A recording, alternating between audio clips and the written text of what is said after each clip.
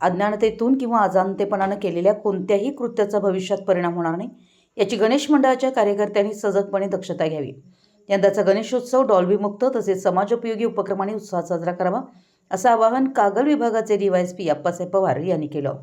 मुरगुड येथे मुरगुडसह परिसरातील 57 गावातील सार्वजनिक व गणेश मंडळाच्या पदाधिकारी व कार्यकर्त्यांची बैठक आयोजित करण्यात आली होती।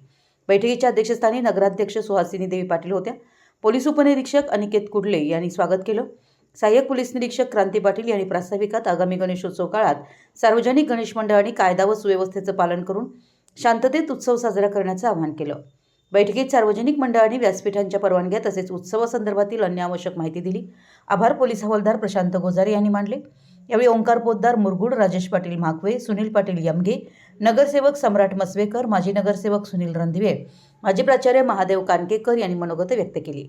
यावेळी सामाजिक कार्यकर्ते सर्जेराव भाट, पत्रकार व सामाजिक कार्यकर्ते ओंकार पोद्दार, सर्पमित्र रघुनाथ बोडके, निलेश विलास पाटील, पोलीस पाटील बेनिकरे, दूधसाखर विद्यानिकेतनचे वृक्षमित्र आर.के. पाटील, धनाजी वायदंडे, अशोक सिंह, अमोल सिंह काईत, होमगार्ड सनद क्रमांक 13-14 कृष्णा रामचंद्र भुते तसेच श्रीराम मंगल कार्यालय मुरगुड यांचा सत्कार करण्यात आला।